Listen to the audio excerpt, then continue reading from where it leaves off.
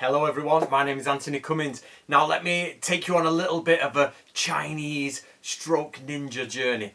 Right, you've got to imagine back in the early days, the original ninja, the original warfare specialists and the generals and the people involved in warfare were getting these manuals from China.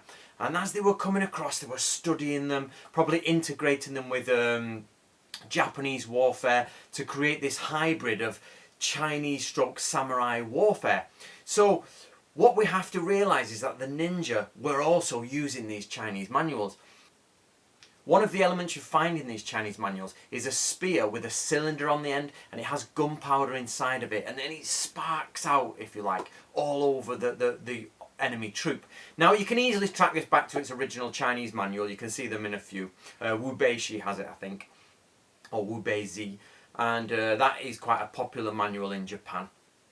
Now, what we do find though is Fujibayashi, who's the author of Book of Ninja, he says that criminal capture is not really the job of shinobi, but they have to do it nowadays, which means it did become the job of the shinobi. He's just annoyed that he's looking back to the glory days.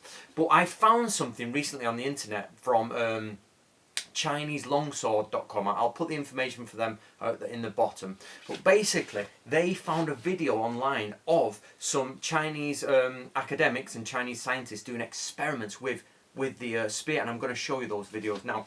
But what I would like to say is that in Book of Ninja, one of the things that I think people are struggling with is they're like, I remember going to somebody's house once and they just said, I don't think I could deal with another list of recipes. It's like, you've got to try and put your imagination inside of those recipes. So let me give you this. On page 437, you got it right, page 437, it says, fire to be put on the end of a spear when fighting with a large number of enemy soldiers. So in a shinobi context, this is normally to do with, like, you know, you've got to infiltrate and people are holding and you've got to get them. But he might just be taking that directly from the Chinese classics. And it's got there basically saltpeter, sulphur, charcoal, filings, ginger, pepper. So, you know, it gets in their eyes. And you've got to imagine that these guys are tooled up, swords in, blades in. But it's an equal fight. They're tooled up equally. So they do this type of thing. 在漫长的中国兵器史中，长枪的身影从未消失，曾是无数名将手中。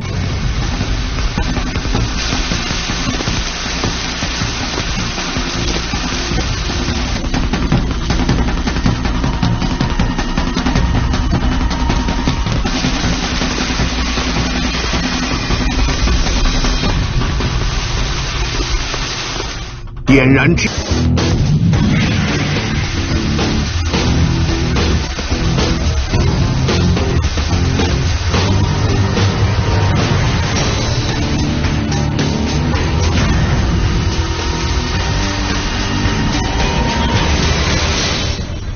梨花枪的威力。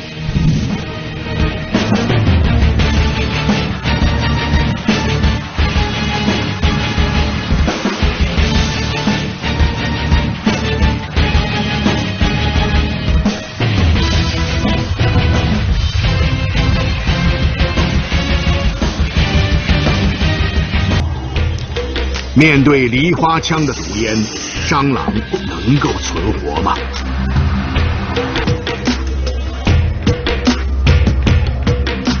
？15分钟之后，所有的蟑螂都丧失了活动能力。